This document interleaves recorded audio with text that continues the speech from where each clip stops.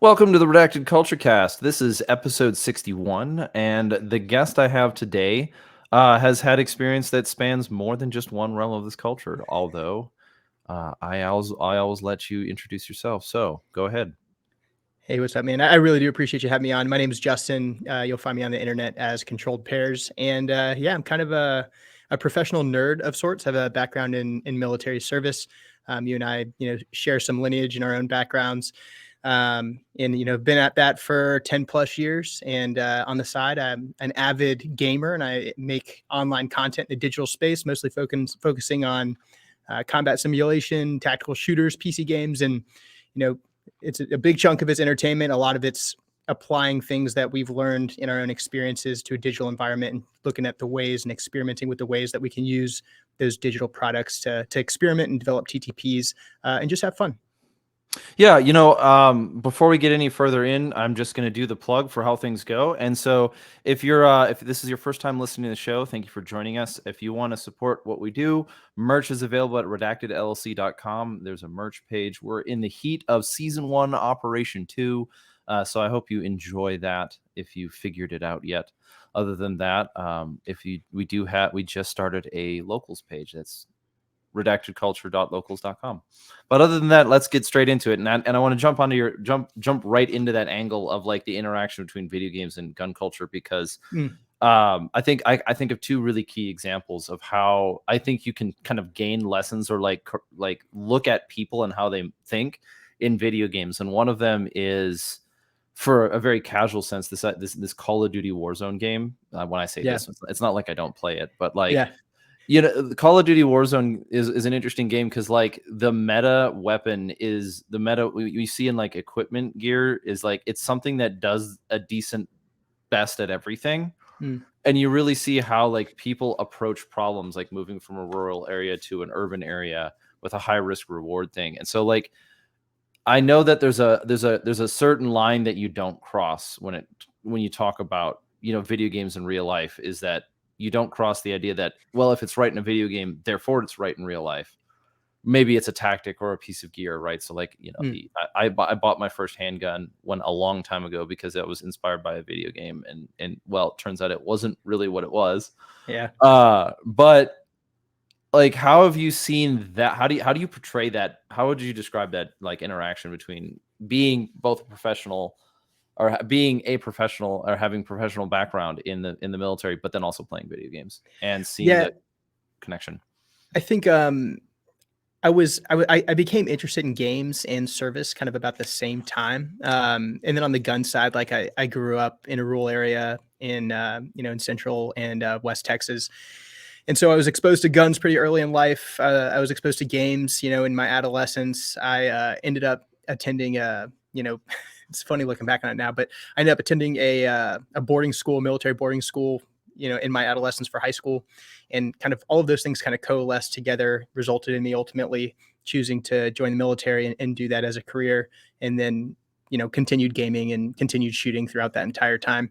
On the game side, certainly it's just like, it's entertainment first. I think there's something to be said for it's a recruitment tool on the service side. I think it's also an exposure to firearms and equipment and tactics and maneuver as well for just like the broader population. You've said you purchased your first handgun as a result of a game. That's something I've heard over and over again. And I meet gun guys now who have builds that are clones of like whatever their favorite kid is in Call of Duty or whatever. So like I think that's inherently a good thing if it's getting people exposed to equipment and involved in the space. That's a positive for gun culture as a whole. The tactics and like lessons learned and TTP stuff is really dangerous, I think. But it's equally interesting, and I think it's an avenue for experimentation. I think a lot of it depends on the platform. Would I recommend that someone go and get extraordinarily good at Call of Duty and then go attempt that in a gunfight? No, that's probably a good way to have a very short life.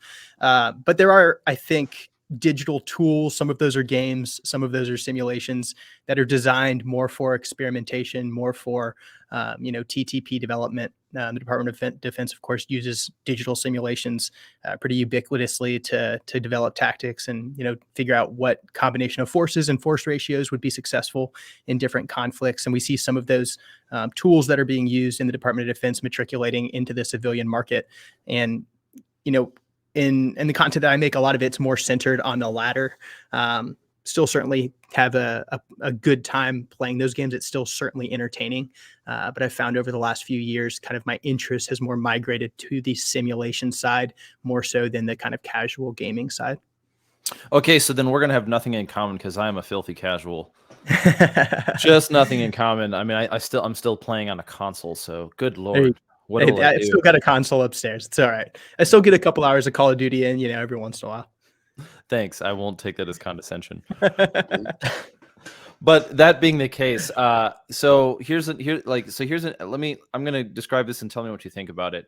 Sure. CQB is kind of a contentious subject within gun culture, and I think part of the my theory on why it's so contentious is because it's sort of been pitched as this black magic of like, if like being good at the CQB is kind of like being a Jedi. You have some sort of special ability, and so like our special operators are like CQB specialists or snipers or whatever. Yeah. And so when I would describe that way, I think of like video game influence being a little bit circular with culture.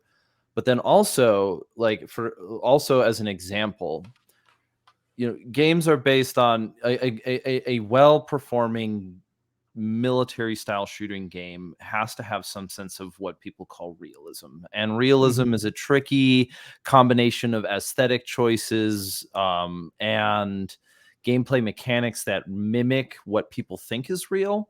Yeah. And there's that, like, for when it comes to like a CQB shooter, probably the most popular one right now across the world is going to be Rainbow Six. At least it's been a big title for a long time.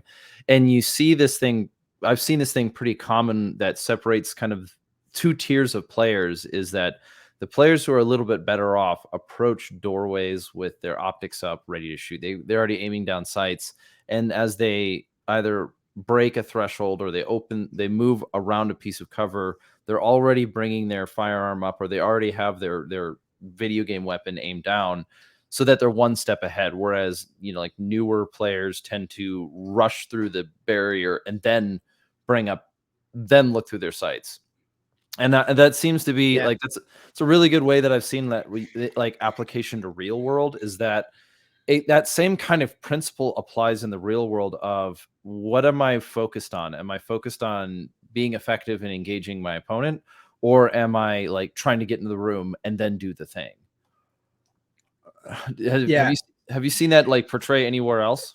Yeah, I think that's a fair assessment. For whatever reason, CQB is contentious. Like, it's that hot button issue that is quickly debated the moment it comes up in gun circles or tactical nerd circles.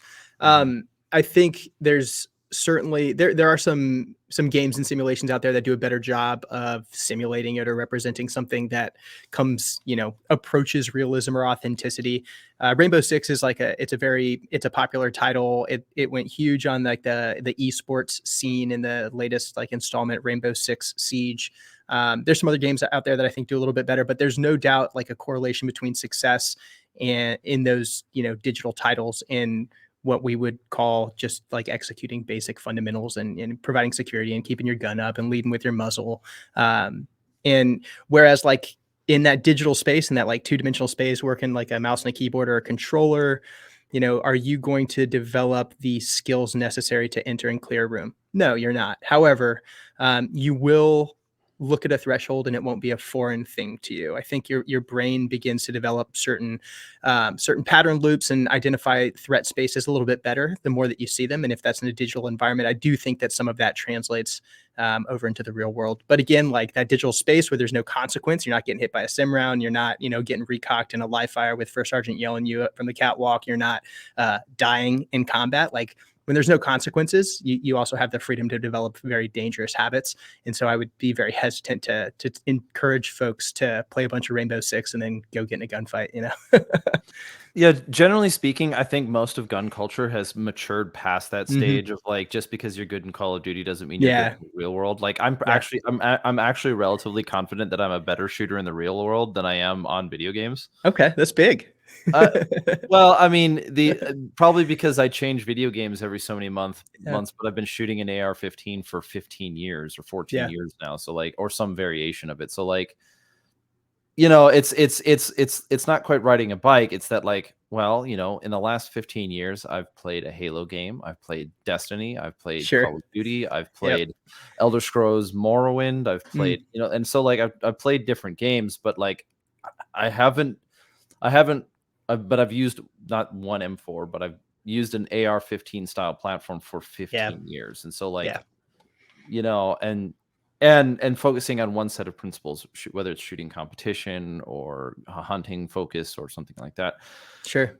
or training. And so yeah, I think I even put that way, like video games can be a helpful teaching tool, but they're not a helpful information tool. They don't like inform you of what the thing is. They just kind of like, okay, see how that you experience this in this game, well now translate that to the real world or vice versa. Sure. Yeah. That I think it has a medium that can cross the line, but you can't go from one to the other.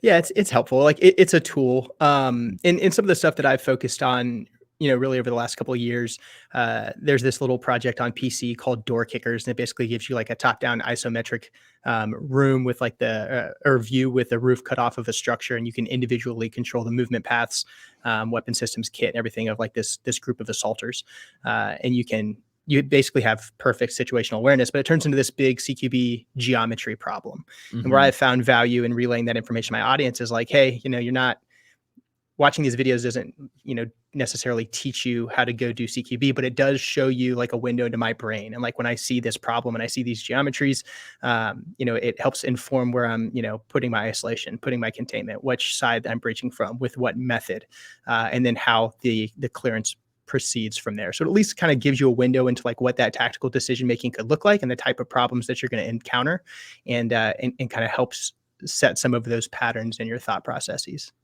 So, would you be able to explain the idea of like geometry within a structure in some way that doesn't sound like some sort of goofy magic spell thing? Because I've heard it described to me many times, and then I've seen it through like, you know, the top down isometric approach, or like the whiteboard Yeah.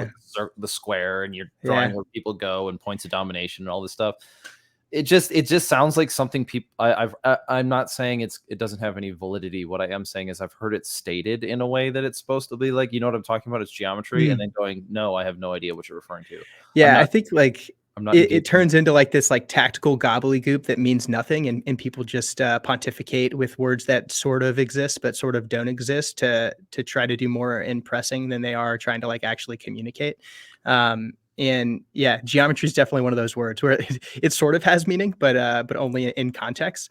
Like I guess if you had to summarize it, it's like where you need to point your gun to make sure there is not a bad guy that is going to harm you emerging from an area that you have not yet observed. Mhm. Um, but yeah, it's one of those CQBisms. Like we invent these words, they're not written in a manual anywhere. It's not like in an FM. It's just like one instructor said it at a class, and it hopped its way around social media and is now common practice. But we don't actually know what we're saying. So I have personal beef against the use of the phrase points of domination. Hmm.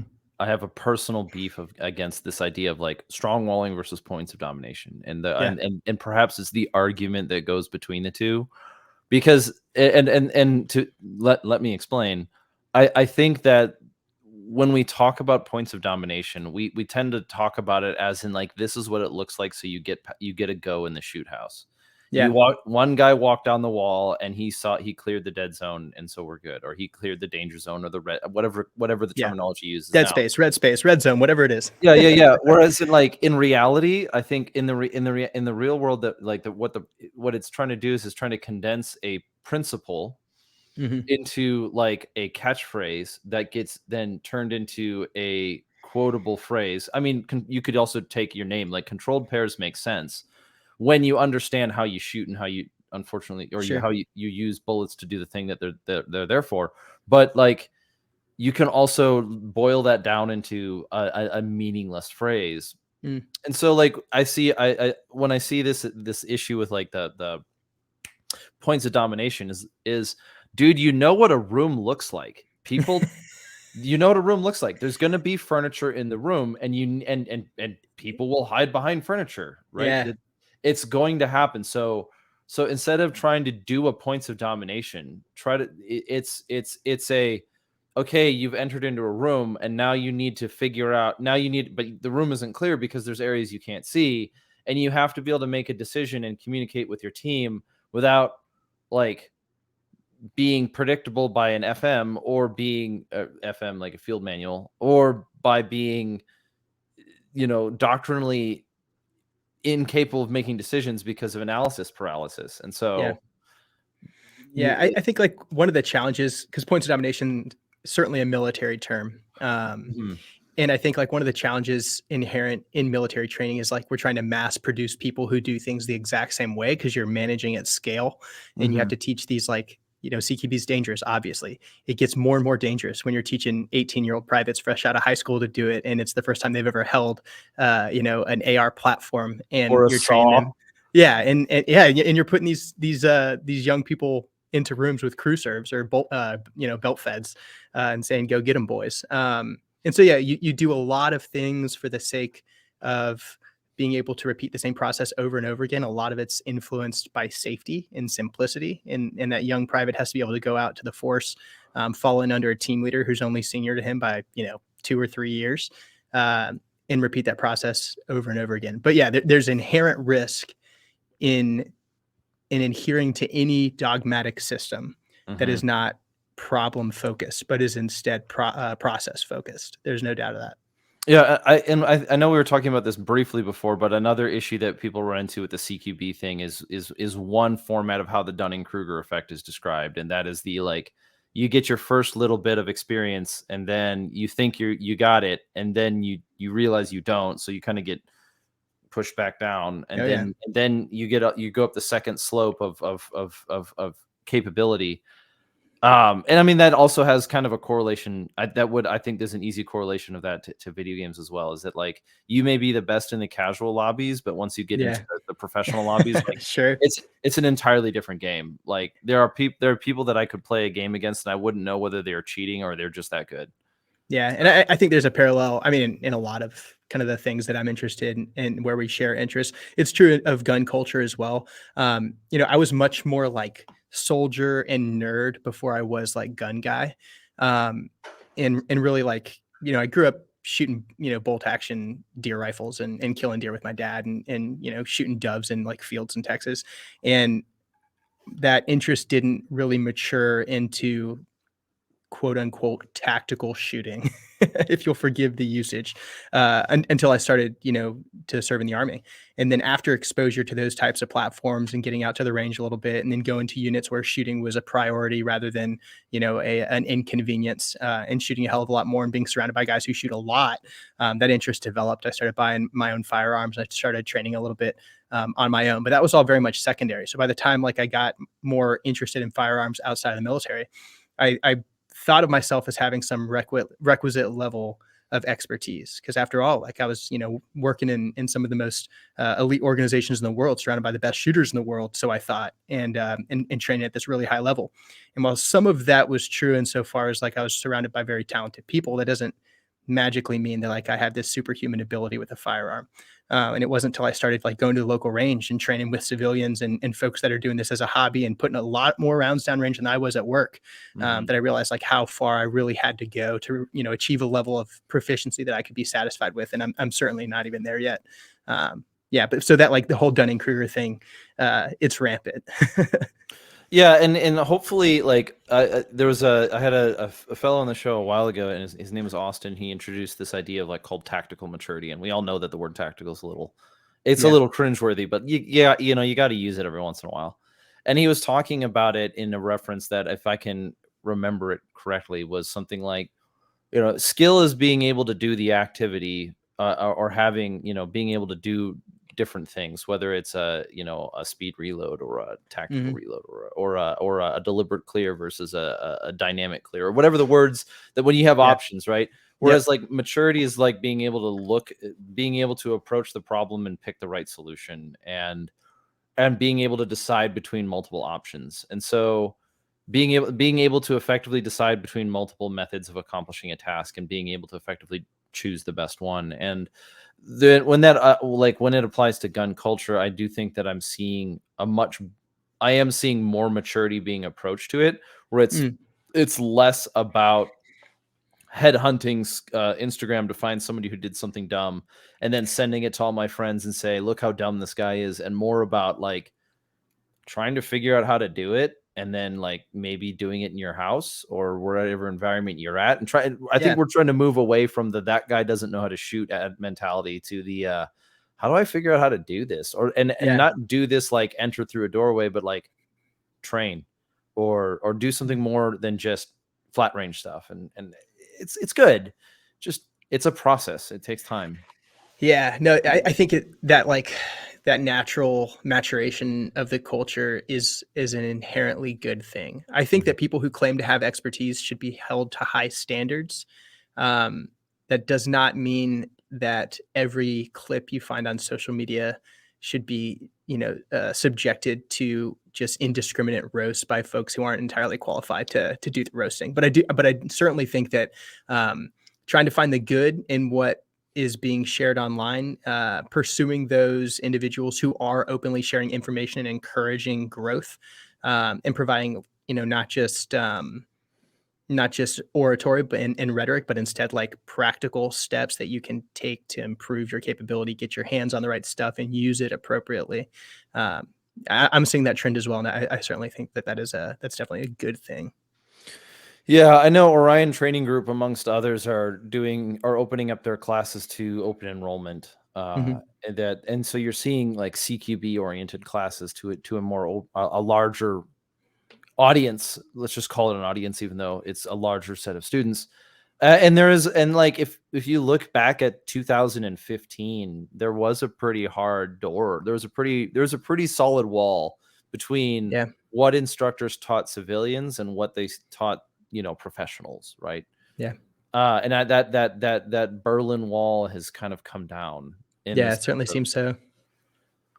which I think is good though. Like, so coming from even a professional side, what are things that you see going on in like the citizen training side where you see openings for somebody of your background to be able to present or bring something to the table in regards to training, or even like on the video game side, like, how would Yeah, I think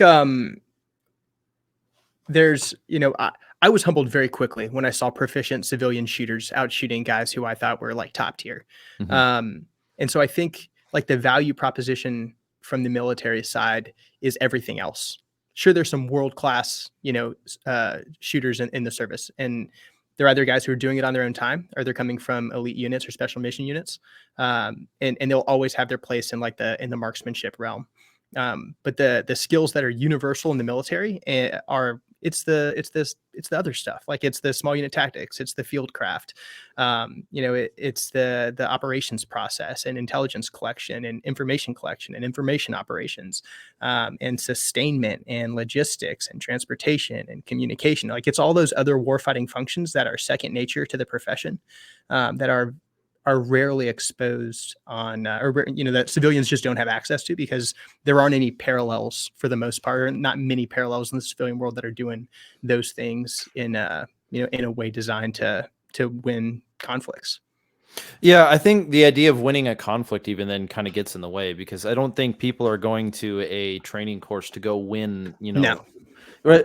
I really don't think people well, they're with exceptions, mind you.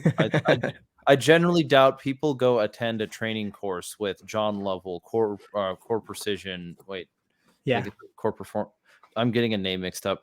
Or like, one of these training organizations. I really doubt people are going to one of those so that they can like go fight Russians. Yeah. There may be the odd exception here and there, but generally speaking, It so yeah, like it does streamline mobilization though in extremis. It's nice to have that capacity. yeah, and I think the other part that people are we're seeing, that at least I am, is that there's a sense of cultural community building. Like there's like, oh, Oh we yeah. have similar interests, we have similar values, Yep. we have similar focuses in life. Like you have this interest, I have this interest. I can help you here, you can help me here. Given the civilian industrial complex isn't exactly as lucrative as others, but hey, we Sure. try. Sure. We try. Yeah. The conflict thing is people train for a variety of reasons. The beauty of living here is you can train for whatever reason you want to, but you can go train. And I think that like obtaining capability, making yourself more capable for yourself, your family, your community, whatever your motivation is, even if it's a freaking hobby, great, go out and pursue your hobby. Whatever that justification is sufficient. The fact that you want to go become more capable is like an inherently good thing, and that is okay. And you should go do it, and you should be unashamed, and you should do it, with a happy heart, and go off and become more capable. Go do the thing. I think that's good. The as far as like the barriers on the civilian side, like there's always going to be that stuff by the sheer nature of the way that the government has categorized it that will be inaccessible to the civilian market. And we can debate, the merits and the detractions from that, but those things will always exist. I think the military still has a place in teaching all those other kind of. I think military professionals have a place in making a lot of that other stuff available. The other stuff being like, again, like the sustainment, the comms, the land navigation, the small unit tactics. And I've started to see that trend already. I think Orion Training Group and Jared, those guys have started doing some small unit stuff. I haven't seen like what that program of instruction looks like. I've just kind of seen some of the posts that they've done. But I am starting to see some of that stuff become more commonplace. But I really do think that's where folks with a military background add the most value. But there's also risk in that as well, because as always, we know we should vet our instructors, and that can be certainly a challenge in marksmanship. But marksmanship is one of those things where it's like, dude, if I see you shoot, like I see you run drills where I understand what par looks like, and you're doing that to a high standard, then I know that you are qualified to shoot it. We'll see if you have the ability to communicate how you shoot it and actually be an instructor, a trainer, and a coach and a teacher. But on the military side, like a DD-214 with a bunch of tabs and badges is an indicator, but it's not a guarantor necessarily of excellence. And so that's going to become a challenge. Absolutely. I think that issue has been brought up. I don't know directly in this conversation, but it has been brought up before, of like, just because you have the experience doesn't make you the best instructor, right? So some people just, and that's not a dig on people. It's just that we've both met people who are fantastic performers, but when it comes to the teaching side, it's a little like, okay, you need to polish that up right away. Just because you're fresh out of the military means that, I think, for guys who are getting out of like these high performance jobs, if they're going to go into a teaching position, are going to hate it. They're going to absolutely hate it for the first 6 months. But the thing that you're going to want to focus on most is your method of delivery. Yeah. And it's going to be extracting or pulling back all the layers of like the military's culture of teaching and reintroducing their education platform into something that acknowledges the merits of their experience, but isn't like solely dependent on operations. And one easy example would be like, how hard is it? How effectively can you really describe the sound a flashbang makes when there's somebody on the other side of the room and they make a noise and you have to like think about it, but you don't have time to think about it because you've already thrown it and you're getting ready to move. And so like, it's difficult, but it's doable. And the hyperbole argument would be, they're civilians, you don't have to yell at them like they're privates. I think the more keen argument is, they don't have the baggage that you do coming from Green or whatever, coming from Ranger Battalion, coming from the SEAL teams, where you're not arguing with your prior cadre. You're actually talking to something that is a little bit closer to a tabula rasa, a little bit closer to a blank slate when it comes to that. So don't worry about having to etch away bad formation. Start building something first. For sure. And they're customers, like they gave you their money, so it's an entirely different dynamic there as well. Yeah. Well, you can't force them to stay till 0, whenever 100 or 13, 20, 100, 0, 100, picking up brass. Yeah. Oof. Yeah. No, I mean, just pull out the melt-a-saw. We just need to get rid of the sound. The trend is positive. It'll be interesting to see now, it's not a secret that the military is having some recruiting problems. Some of that's cultural, some of that's financial, some of that is the end of a conflict. Not a lot of motivators to join. Some of that certainly political Mhm. as well. But there's a lot of matriculation from the force to the civilian world right now. So I would forecast like certainly an influx of folks who are looking to get into the industry, and it'll be interesting to see who emerges and who starts to become more public over the next year or so as that becomes kind of the standard.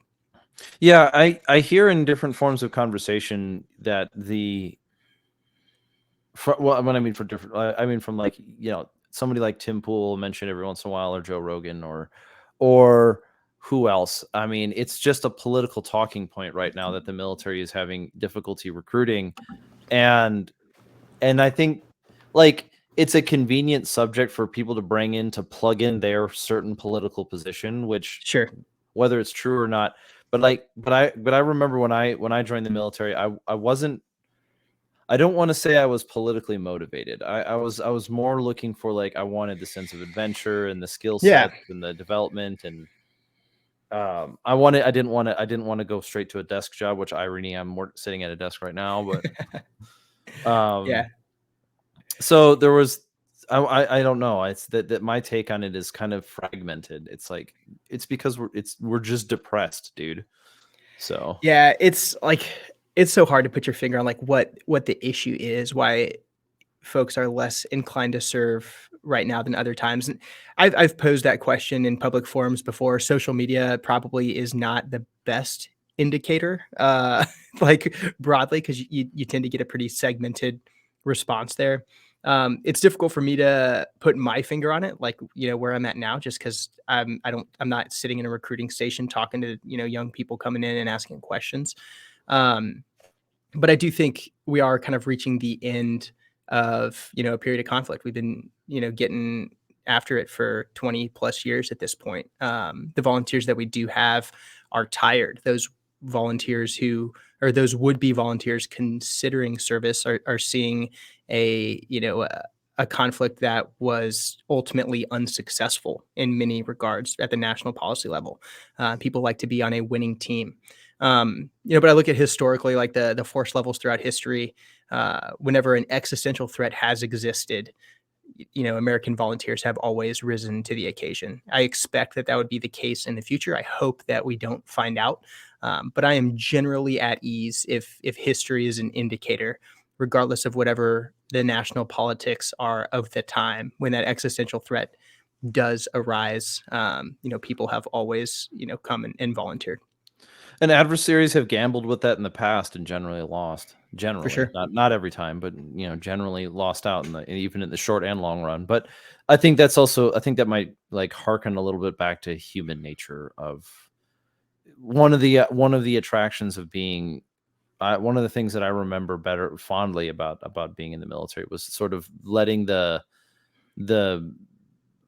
noise of the circus kind of fade away. I wasn't worried Yeah. about taxes when I was on deployment. I wasn't thinking about, you know, if I need to change the oil Yeah. in my car or if I'm going to get groceries in the morning or these kind of things. I was like, well, I'm focused on my job and I'm doing my Yeah. thing. So Yeah. The joke was always like, we're looking forward to the next trip to get a break, it's life is just simpler. yeah, have you ever gone on vacation and come home tired? It's Oh exactly yeah. you're like, oh man, I remember coming home from deployment being like, I've got so much energy. Yeah. Let's go Yeah. do all the things. Yeah. And then you go do an MLAT. Yeah, or like you just don't do any of them because you end up actually being tired, and then you end up in a training cycle, and you're like, oh no, Mm, I don't have time. But yeah. it is what it is. Absence makes the heart grow fonder. Oh So, yeah. but yeah, so the gun culture reference to like video games, you said that you were a little bit more on like the simulation side. Mhm. So the layman, my layman mind would be like, okay, simulation. I'm thinking something like goggles and something that you can like go to an arcade, but in a better condition. My military experience was basically like a laser gun that was broken, so no one used Yeah. it. Those things suck. And then from another opportunity is like I'm starting to see that kind of technology come out more Mhm. as as more capable, and it seems like one of the main hindrances is just our technological capabilities, our mechanical, like we don't have the processing speed, but that's a problem that we think we can overcome. And so what does that field look like right now? Yeah, I think interestingly, I think we're seeing technology progress faster on the commercial side than the DoD side.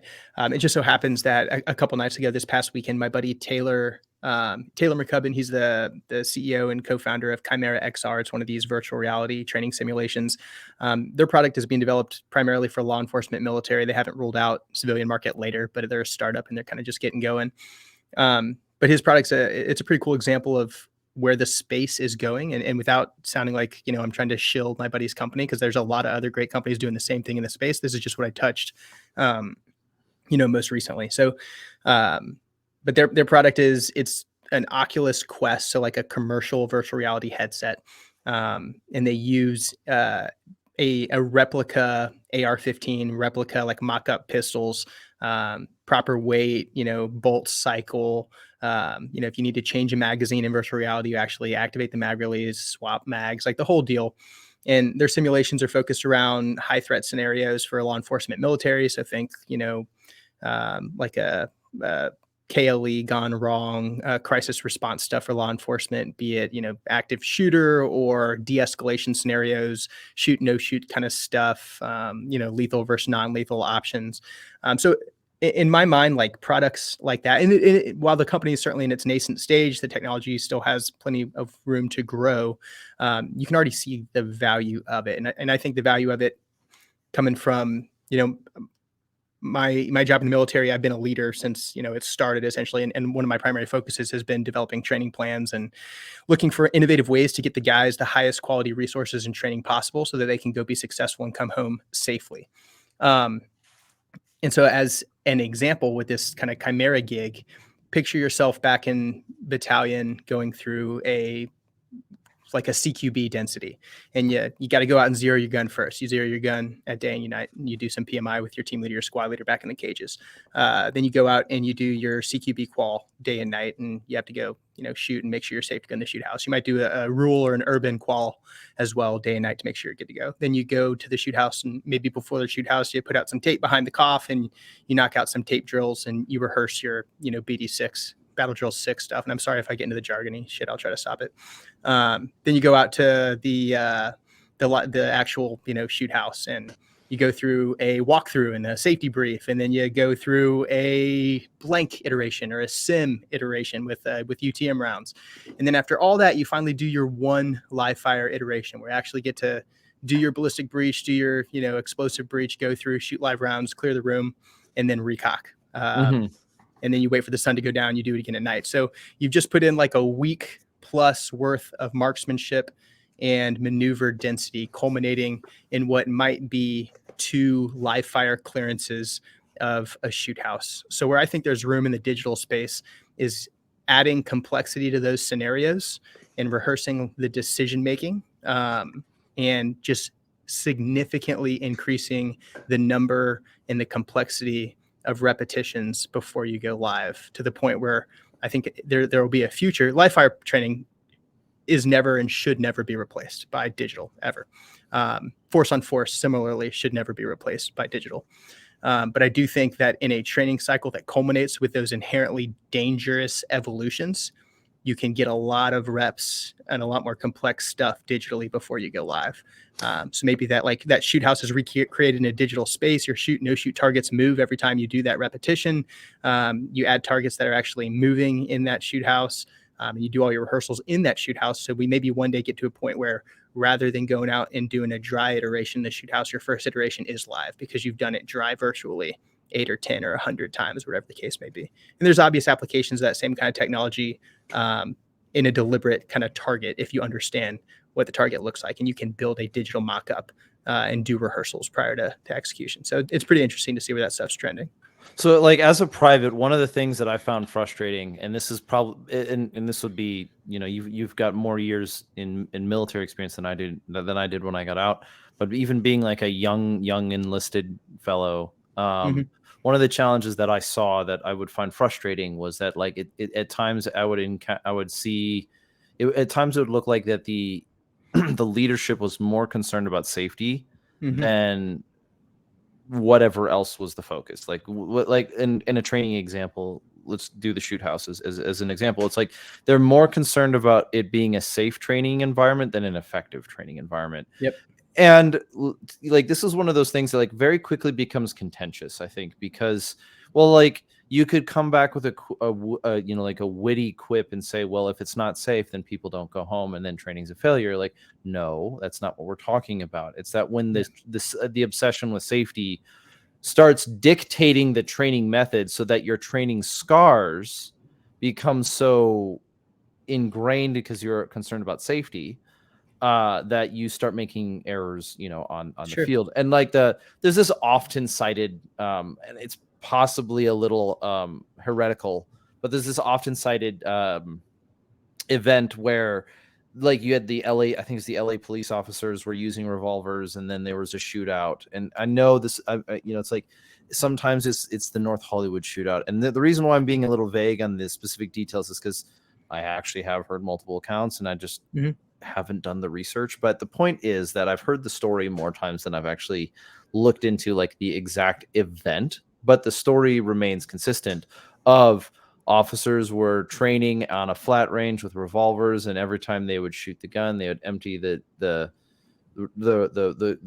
chamber, the Sure. wheel into their hand and put those rounds in their pocket, and then they would keep going, and so that they didn't have to like pick up the brass. And this is where again it might be a little heretical, but that mentality of like, because they were so concerned about not safety but like not having to clean up the brass, they built a training scar, which then ended up getting them hurt in real life. Where that is maybe at best can be used as a metaphor. The real world example of it in the shoot house would be if you're so concerned about safety that your guys can no longer like do the job because of artificially induced safety requirements, and that have no correlation to a real world example. And I guess I'd have to do a little bit more thinking to figure one out. But the reason why I wanted to bring that up is that like, how have you seen it within leadership on your end where you balance the combination of accomplishment and safety? Because eventually I want to get I've seen it ebb and flow. I think a lot of it depends on like the current unit leadership and the climate for sure. A lot of it also depends on just what unit it is. I've seen like on the soft side, typically, you know, you can push the limits a little bit further, certainly, than on the conventional side. Some of that's like the mission is inherently more dangerous, and so the training must be up to par to mitigate risk on target later. So it's like, yeah, you should absolutely do everything you can to mitigate risk to a reasonable level in training as to not incur unnecessary risk to force. But there is a point where, as you identified, like that, you're inducing training scars, and you are limiting training to the extent that you are incurring unnecessary risk to force on target on that deployment.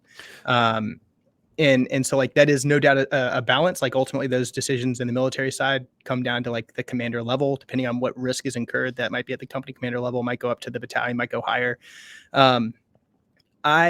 You know, in leadership positions, when I asked to do things that were outside the norm, because, you know, myself and, you know, the guys who I sought counsel with thought it was prudent to push the limits a little bit. Anytime I took that to my boss and explained the reason why, and then the actions I was taking to mitigate whatever that risk was, I always got the blessing. So if it was like, hey boss, like this live fire is better if we put a live frag in the bunker because the guys need to have confidence employing that munition. Never got a no on that. If it was, you know, if we want to do, if we want to kind of like throw a curveball into our shoot house scenario a little bit, and we want to like go do a traditional shoot house, but then like do a quick pause X, lock and show clear, and then come in and bring, you know, role players so we can transition to post assault stuff and do some tactical questioning and do some like live med training and stuff like that in the live fire environment. As long as I had the right protocols in place, like that was a go. So I haven't personally encountered stuff like that. Certainly, like if you're doing a night live fire and you want to shoot 5 degrees off the front line trace of an assault element, maybe you're pushing it a little bit too far. But there's no doubt that line is great. I think the most obvious example is like the whole like low ready versus high ready, or high port or high carry, or what, you know, pick your weapon positioning and manipulation terminology. We all grew up in shoot houses carrying our weapons low because we didn't want to. Well, the reason ultimately was like you don't want to point guns at the people on the catwalk. I think again, this is like one of those often cited things I can't source, but I do see the logic in it. And I think that it's probably fair to assess that the reason that the Army at least has pointed weapons at the ground in shoot houses is so we don't point weapons at people on the catwalks. And while you can argue all day the validity of like high versus low, I think there's probably a place for both, but I can't speak with expertise on it because I have been forbidden from carrying high for almost my entire career. Yeah, so I'll point that out real quickly is that like I when I got out of the military, I found out that I guess high port or like a high ready was a little bit more of a Navy thing than an Army thing. And Yeah. so it Yep. almost became Like like a boat thing. red versus boats is a really good Yeah. example. Or like when you get on a helicopter, you put the barrel down because the Yeah. important bits are above you, right? Yep. And so like there's definitely a lot of real world ways of answering that question. An easy one that's oftentimes cited is maybe you're in a multi-level breach and you have friendlies below you. You want to point the rifle up. I understand these things. These do make sense to me, and they are decisions that individuals can make. But if you're training SCAR, and I think that was because I was thinking of an example of it. I was thinking of learning how to breach with a shotgun, where I think, but I'll maybe get into that if there's a good opportunity.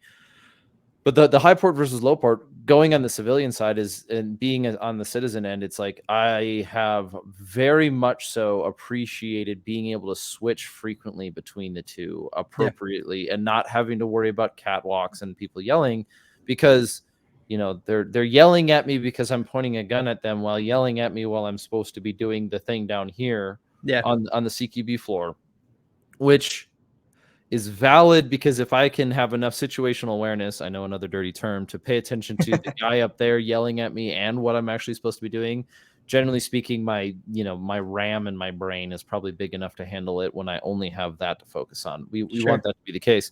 But no, like being at high ready, it's not like it's a faster, slower thing. There's just situations that you're moving in where it's better. And I don't know how to describe it, but I can demonstrate it.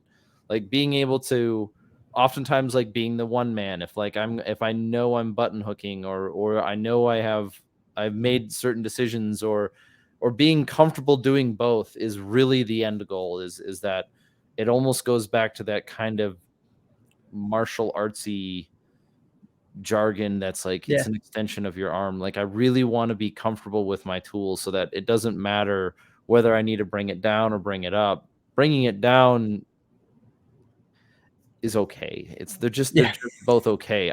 There's just no inherent advantage of one or the other. That's just universal. It's just, you should be able to do both and do both comfortably.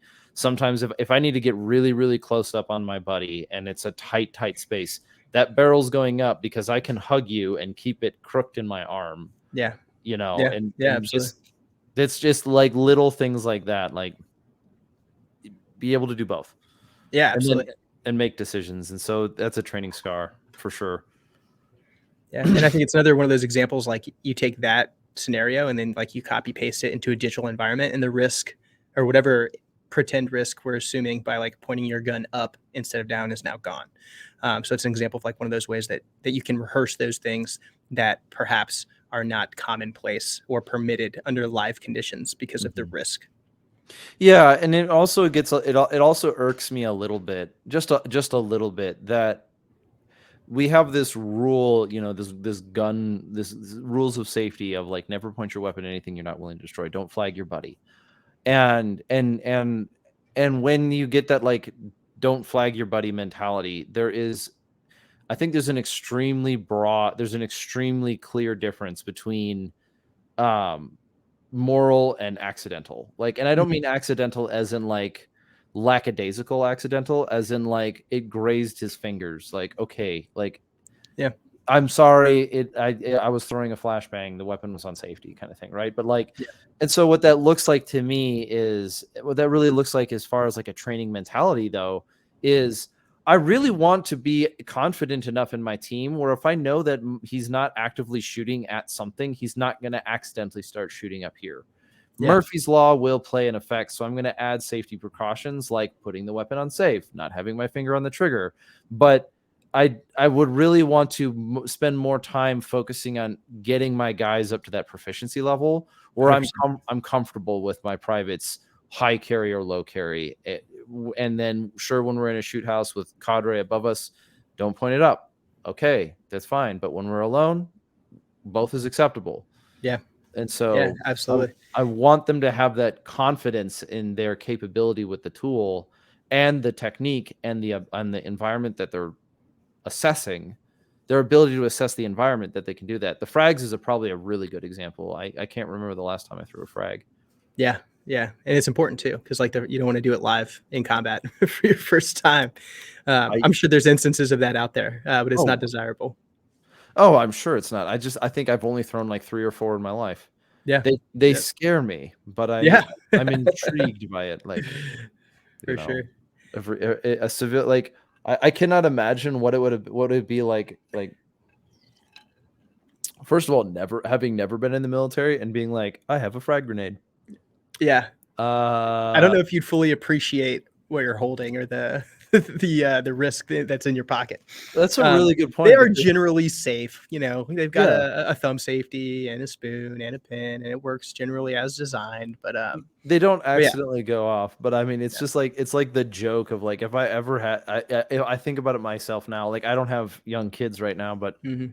if I ever had like a frag grenade, like a real frag grenade, like the for what let's just say all the legal things get pulled back and like people and civilians are allowed to own frags or whatever. Like, and I somehow had one. I think what I would do is I would put it in a case, lock that case, and then put that case in a case and lock Yeah. that case and put that case in a gun safe, Yeah. build a false floor, hide it under there just in case anything happened. Like Yeah. it'd be like, God, because so much I'd have to redo all the ceilings and the walls. My Yeah. neighbors would be complaining, and then I'd have to explain to them why all Yeah. the Well, windows it's are always broken. loaded. You can't like drop the mag. You know, it's just a frag. Yeah, you're just like, ah. Yeah. So they are. It is a terrifying piece of equipment, but at the same time, people younger than both of us have used them Oh yeah, effectively without causing collateral, and it's something kind. So for sure. yeah. So then going back to the training thing and the idea of like training with VR, do you think that do you think that going back to gun culture and its criticism of video games is like, okay, so video games are first in entertainment, second Mhm. something else, whereas like the real life is not entertainment first. Let's just say professional CQB training, whether it's you're a citizen receiving training or you're a teacher giving training or you're a student in the military or you're in the police or whatever, Mhm. like the shoot house is never entertainment first. It's always something else first. Yeah. So do you think that there would be an adverse effect or there would be um concern? Let's just say that you're in like you're in a unit that is not necessarily experimenting with, but being introduced to this sort of technology. Let's just use like the ideal VR concept Mhm. where you still have the fact that it's not reality because when you get shot, you don't die. Yep. But you do have the ability to change the environment, change factors, change equipment, induce malfunctions, all of the above, all the way up to the extent of, with the extent of without having real live tissue scenarios. It's all the decision making problems, and so that you can separately focus on the skills. Do you think that there would be an aversion to introducing it because it would make the shoot house too much fun?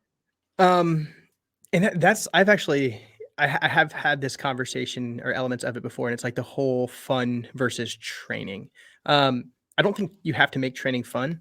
I think that like there's a very nice there's a nice balance. I because like when I reflect on you know the training that I've done in my past, oftentimes like when I'm having a good time with the guys, like those are flash bold memories, in my life, and I reflect on them very fondly, and I also remember them with excruciating detail, down to like every decision that I had to make during that evolution, and the outcomes of it. So I think that if training can also be fun, I think that that's a bonus. You don't want it to deteriorate into chaos, though. It's like when you have extra UTM rounds at the end of a day and you guys just go full chaos, force on force. Like it's fun, but the value is degrading. So I think if you treat the tool um, as a training aid, just like you do that UTM bolt that you put in your M4, then if you approach it with that same level of professionalism and seriousness, I think most of that risk is mitigated, or at least the value of the tool outweighs the potential risk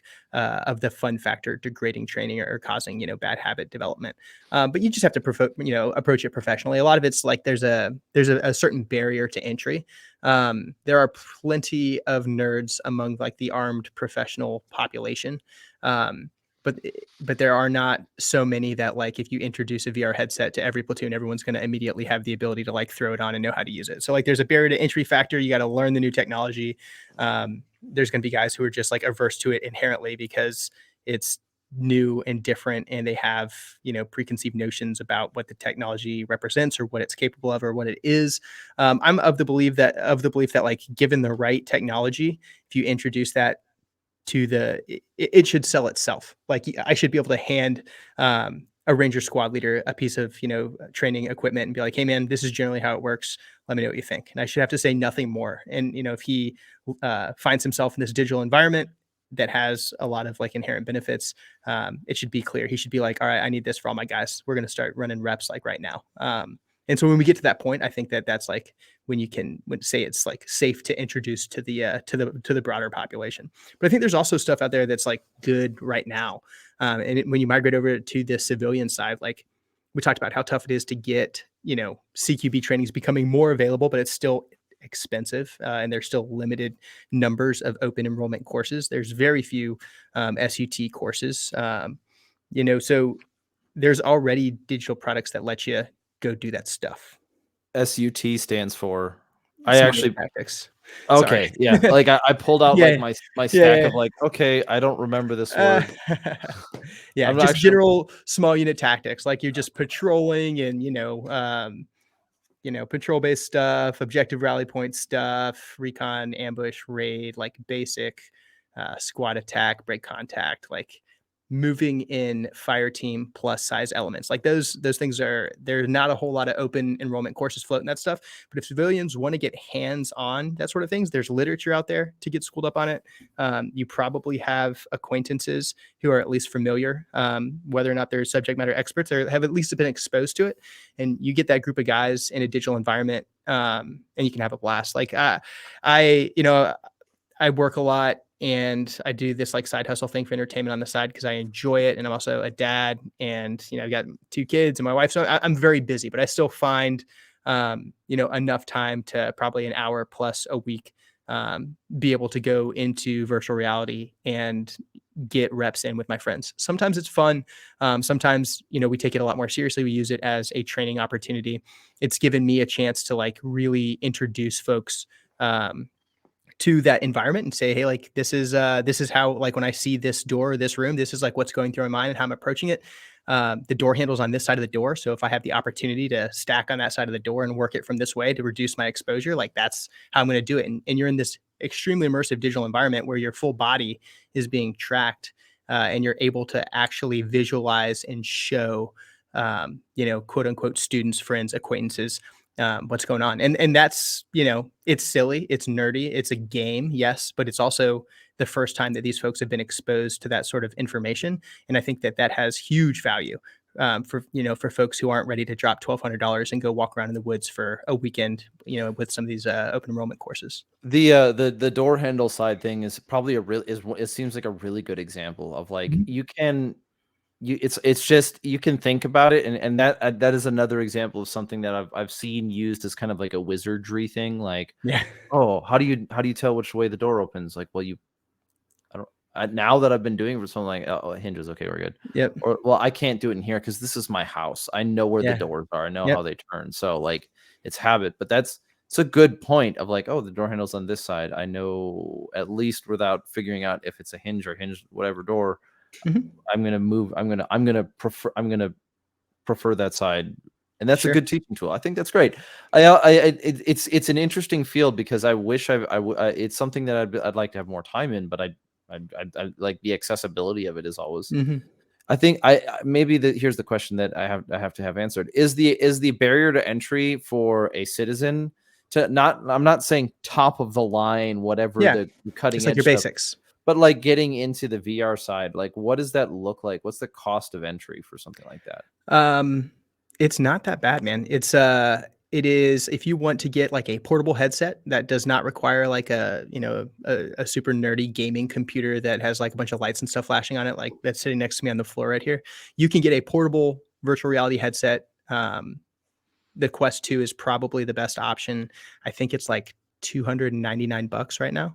Um, and then the software that I would recommend is $10. So Okay. $310 and you have like the entry level, what I would consider sufficient. And the software I'm referring to for those who are either already in possession of this stuff or interested in it. It's a little game on the Quest 2 called Tactical Assault VR. I know. However, in this thing, the developer who I've talked to quite a bit, just trying to get stuff added to it that I kind of desired, has added a procedurally generated shoot house to it. So it's quite literally just like an open warehouse environment, and you can scramble the rooms, and it'll shuffle what that structure looks like every single time.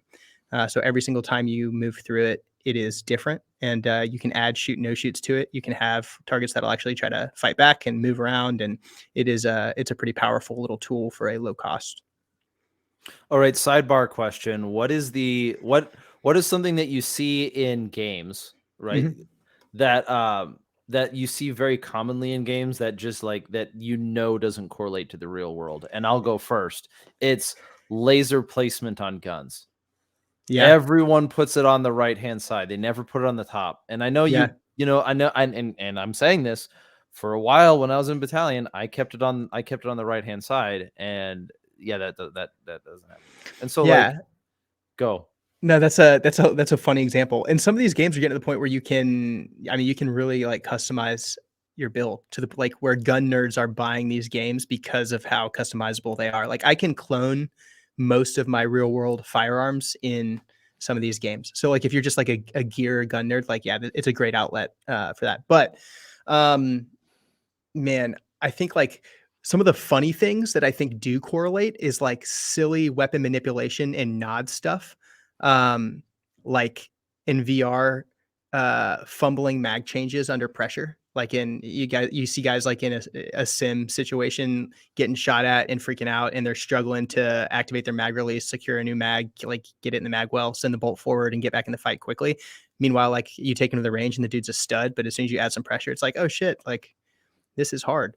So you see that in digital environments quite a bit, especially like in VR, where you actually have to go through the mechanics, understand the weapon's operation. Um, and I think some of like the silly stuff, it's probably just like the behavior. Um, if there's no repercussion, people just do stupid stuff. Yeah. Run through door die. They just act without without regard for their own well-being. But you get the right group of guys, and a lot of that's mitigated. Yeah, it's always funny to see things because like there's always something. Another recent example would be like the most recent Call of Duty Modern Warfare 2 has like a mission in the game where you're using night vision, Hmm.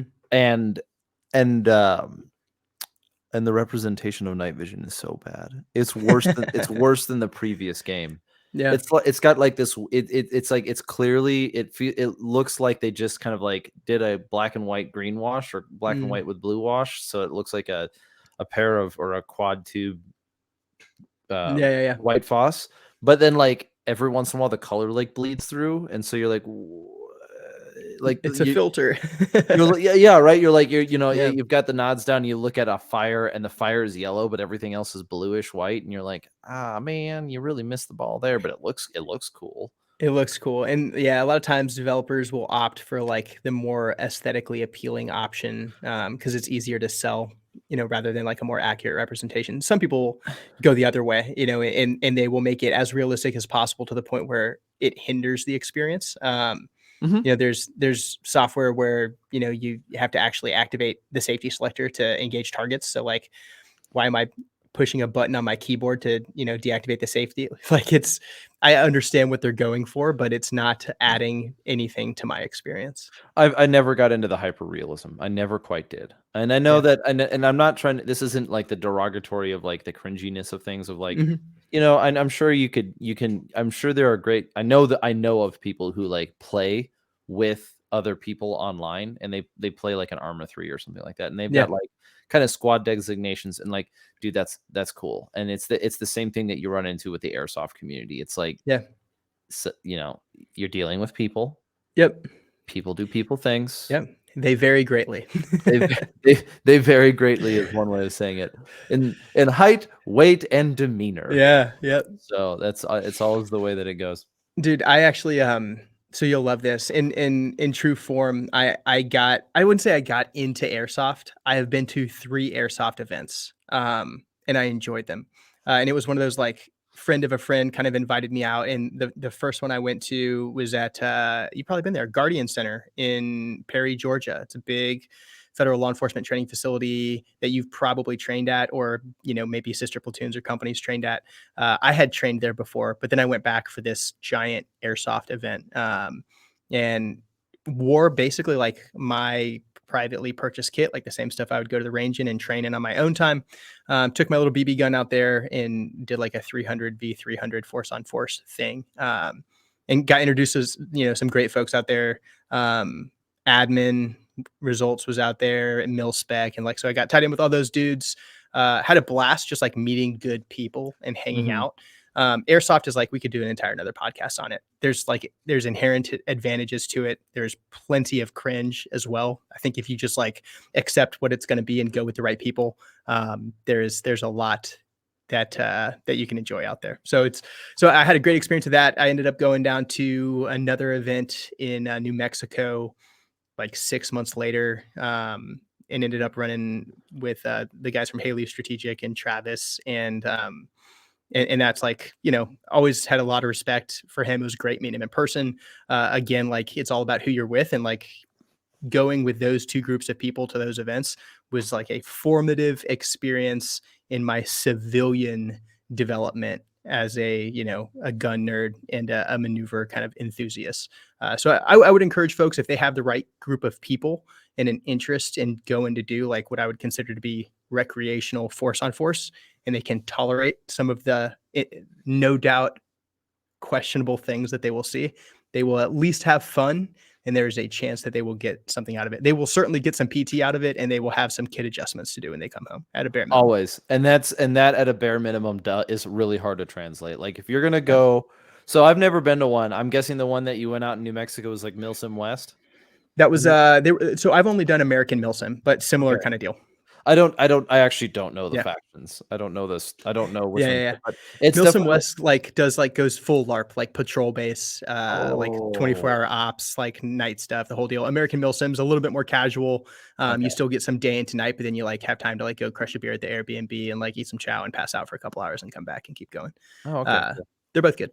Yeah, no, I mean, I think if every time I were to go out and do something like that, it was going to be no shit Ranger School patrol base activities.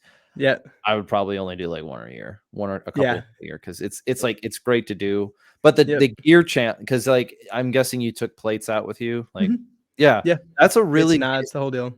that's a really big kicker for a lot of things. Like, I think that's one of the single best avenues, not avenues. I think that's one of the single best things that it adds, value adds, that something like I would look at like any sort of airsoft event is like, yeah, you're gonna have to wear this and Yeah, move a lot under duress, yep, and you're gonna find out exactly how well that fits, because it's almost impossible to recreate any other way other than like, military style. yeah, What do we call them? Stress shoots. Okay, yep. go Stress shoots. carry this jerry can 20 miles and then go shoot the Yeah, thing. Like, oh, yep, yep. And you got no skin left on your hips by the time you get there. Yeah. yeah. No, so it's really good for that stuff, and yeah, there's a lot of good stuff about it. I don't know if you've watched the like the dirty civilian stuff that's popped up over the last like week or so. I think they just covered some their milsim experience. They put some great like lessons learned from their own training going out there. So I would encourage it. I think the stigma is starting to wash away of it at least a little bit. You're still going to see some stuff that makes you go, huh? But you will have fun. Yeah, yes. I mean, it is a commercially, it is a commercial recreational activity. And so Mhm. kind of like there's a criticism that was made of like the gun culture, the gun trends of like 7 years ago. It's like 7 years ago, everything was like red anodized aluminum and blah blah blah blah blah. It's like, Yep. yeah, well, we go through phases, dude. Like We 100% go through quite phases. literally, it is a phase, mom. Yeah. And so like it does it, and like it's not to reduce it down to thing like maybe my default problem is that I kind of go like this too will pass kind of mentality of like, okay, Sure. focus on what's important. But I focus on what I have influence over, and I've said this before, and I've got to find a better way to say it. When I say something like focus what I have influence on, it means not how big my follower count is or whatever that might be in like the influencer space kind of conversation. It's like, I know that I can go to this guy and be like, hey, I can make your life better in this way, right? Like, oh, hey, you need that, I have this, right? It's almost like bartering, Yeah. but a little bit more metaphysical.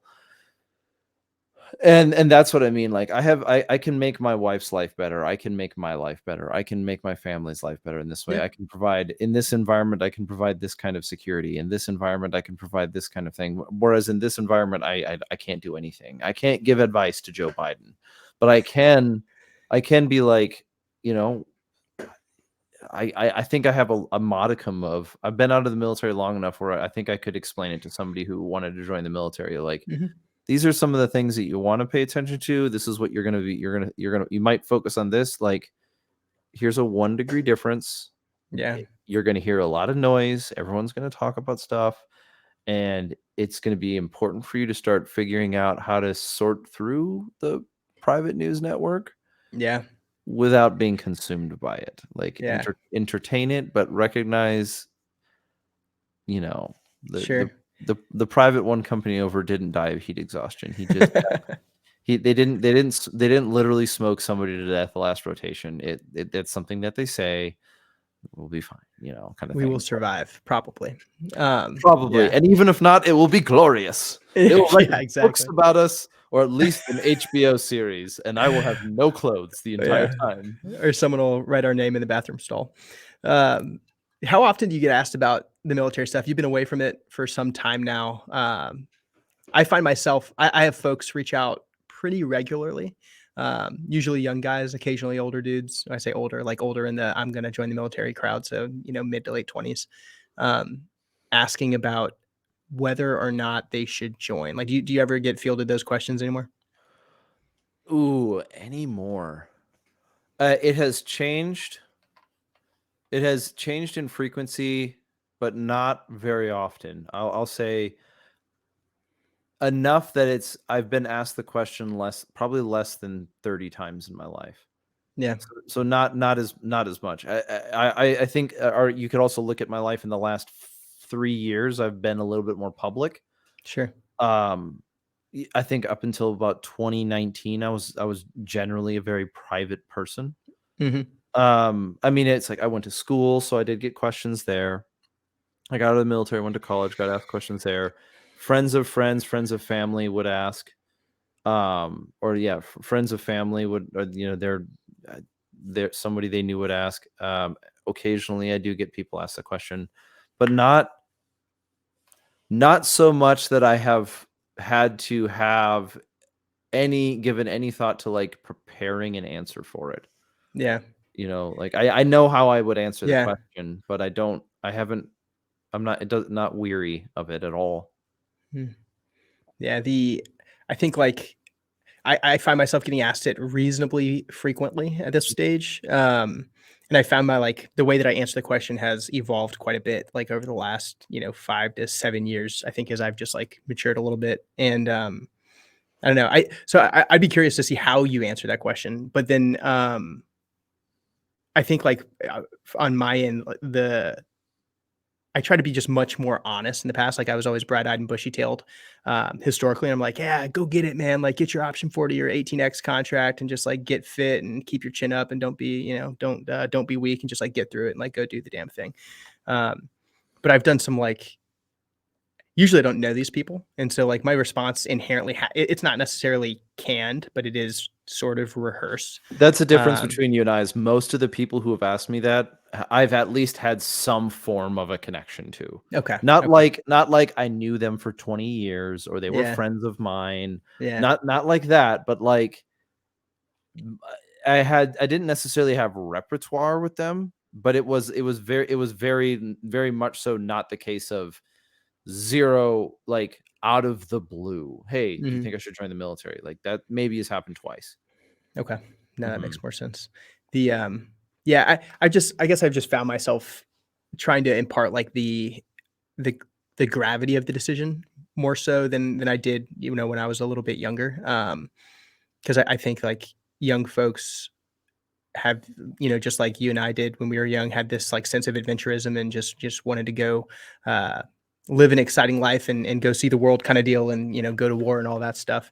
And I didn't really start feeling the repercussions of that decision until later in life, until it was affecting more than just me. And it was like kids and wife and lots of time away and rough training cycles and lots of trips overseas.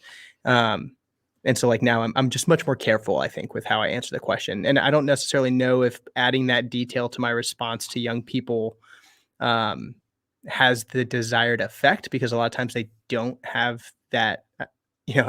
My family is not baggage. They don't have those responsibilities though at that stage in their life, so it's difficult to appreciate what they might be signing up for, I guess is where I'm getting at. Not to throw us on a complete tangent, so forgive me. I think it's a good tangent because there's something that I want to ask you about particularly, which is the way that the military has treated. And I don't mean the military as in like the big green Hmm. organization. I'm talking about trends within the military in regards to relationships and family. And so this is a setup. I'm gonna set up my question for you. Okay. I'm gonna answer yours, Okay. and then I want to hear your answer. Then we can move into this one. But the setup question is, while I was in the military, it was very common to the extent of it was the norm Mm. for people to get married very young, get Yep. divorced very young, uh, and then enter into a sort of cyclical acceptance of marriage collapse, marriage Yeah. collapse. This like, the whether it's the trope of the platoon sergeant on his third marriage. Hmm. And I'm not, this isn't about whether or not that's right, or it's, well, I'm sorry, it's not, there is an element about it being right or wrong, but there was the mentality that was, I can sacrifice my family for the team because my family's not going to die on the next deployment. Yeah. And it was this perpetual justification of maybe to an extent of neglect. And what I think I'm seeing is I think I'm seeing, and to risk sounding a little bit hippy dippy, there's a bit more of a holistic approach to the soldier of like compromise at home leads to bad decision making overseas. Hmm. And the platoon sergeant who yells at you and the chaplain who's barely around are human beings, and it's a difficult question to answer, and and people make bad decisions, and we forget that stable homes has been attacked for the last 30 years, Yeah. and there's all these complicated issues and stuff. So like I wonder if you're seeing any difference within how leadership, military units, and everything from the squad leader up approaches the family. Mm. Because I wasn't married when I was in the military, but I could tell you that the general opinion of like the wives guild was never good. Yeah. Whatever they called them, the wives club, the wives guild, Yep. the coven of witches Yep. in Yep. deep Yep.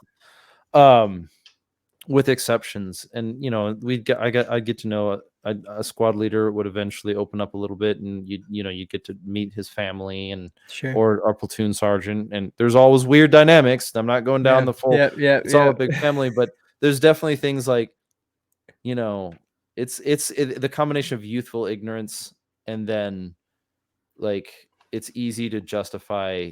And I'll make the easy one. It's really easy to be an alcoholic in the military because your buddies will keep you accountable, and as long as you show up to work and you do the good job, like he's a good guy. But then you're like, yeah, it's a lot of time and pain. So Yeah. Yeah. um back to the question.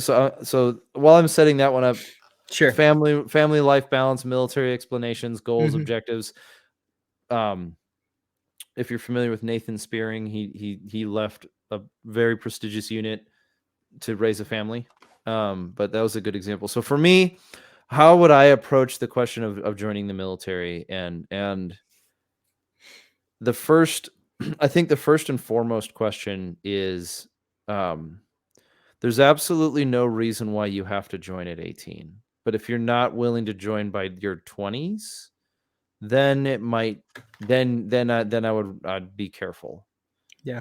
I'm not saying that there aren't exceptions, but generally speaking, my experience with people who joined in their mid to late 20s were already undecided enough that they were, it ended up having an effect on them. Many of them were the exceptions to the rule, but not any of them. So there's no need that you have to leave at 18 and go join the military. It's certainly the norm. You're going to stand out one way or another. But I think the single most important thing when considering joining the military is being honest with yourself on your intentions. It's very hard to explain it in any way other than pretty deep introspection. Are you joining out of patriotism? What happens when that patriotism isn't rescinded? Are you joining out of a sense of adventure? Can you define it in any way, shape, or form? Is it even real? I mean, there was a time when I thought being in Ranger Battalion meant hanging out of doors on Humvees, not wearing body armor but a T-shirt, being like, "Woo, we win the wars!"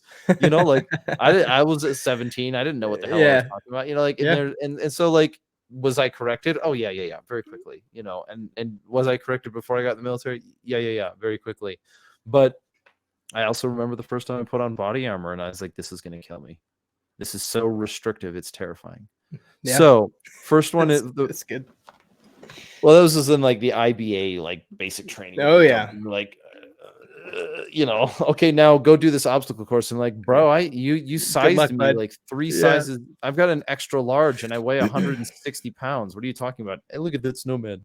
So, unga bunga, unga bunga. So the first one is be very honest with your intentions of like, what are you really? And I would go to the extent of writing it out.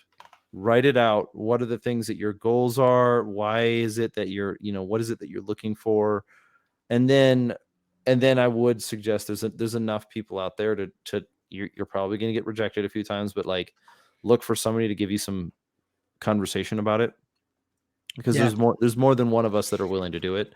And they're probably going to spill a bucket of trash on you, and you try to figure out how to sort it out. And that's like, this is all my military experience, and this was like, and they might be jaded and they might be whatever. So that second one is be slightly wary of what you read on the internet in regards to what your job is going to be like. And when I say be wary is, it's not, you can't really communicate everything in even on a blog or a single show like this, like even in a 2-hour podcast. The third thing is do not look for it to give you a sense of purpose. That's probably the hardest one to translate. So know your intentions, seek a mentor, and do not expect it to fulfill that void in your life of having a sense of purpose. It might provide a avenue where you can put one in place, but it will not give you one. The Army will not issue you a sense of discipline and commitment to a cause. You have to produce that yourself, and it takes a lot of time and suffering and introspection. So in a story, it would be, and I've told this story on a show earlier with Bo Dobozinski, and it was, I remember when I went in Rangers. I went straight into Ranger Battalion. I had an option 40 contract, basic training, airborne school, RIP. Yes, I went to school. I went to RIP, not RASP. And then, and then entered into my company, did my deployment, did some, introductory deployments, ended up going to Ranger school to get ready to take on some team leader time. And when I graduated Ranger school, I was so jaded and nihilistic because I thought this was going to be some fantastic rite of passage.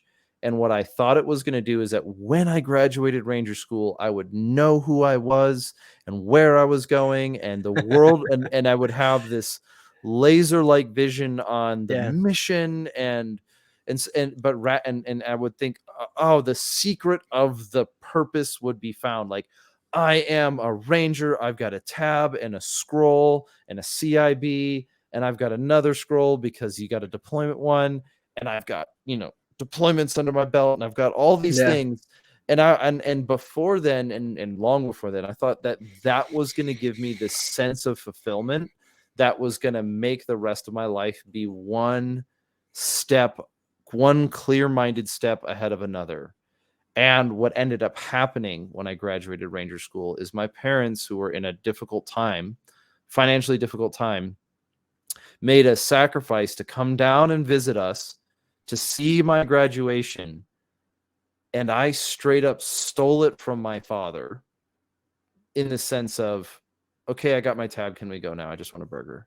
And I was completely jaded and completely nihilistic that, like, graduating Ranger School wasn't this great achievement. I didn't have this sense of accomplishment. And that was it. And so what I'm saying is that your decisions have consequences on other people. So if you expect that the military is going to give you this sense of purpose and direction, that it's going to give you that sense of meaning in life, no, it's not. And that will hurt you, because it will, and it will hurt others. But that's not to say don't join the military. I'm just saying don't join it for something it's not. And so it will provide, what the military does is it is an economic benefit. You have years of time where you don't have to worry about finances. Sure, you're not rich, but your food's taken care of. I wish I had thought about more of this when I was younger. Your general needs are taken care of. You have a lot of opportunities that, though the Army has a way of making them less than fun, you can, it will be miserable, and some of it's just miserable to be miserable for no reason other than seeing if you will quit because you don't like it. And you'll meet dumb people. You will meet the amazingly dumbest people you have ever met. And you'll meet disingenuous leadership, and you will meet people that just make you go, this is gross. And you'll expect to have like this camaraderie straight out of the A team. And it's like, no, that takes time and deliberate attention to detail. And some might see your interest in camaraderie as weakness, and some might accept it, and some might ever. But the military is consisted of people. It is not a magic pill for meaning. And those are the three things: is know your intentions, know why you're going there, try to seek a mentor before you join, and then do not expect it to give you a sense of meaning. Just perhaps be an avenue where you get to make that act. So no, I think that's that's fantastic advice, and I will likely plagiarize some of it in my future conversations. So I do appreciate you sharing it. You're welcome. You're absolutely welcome to it, because I'm me being able to put that on a book cover is not going to do a damn thing for me.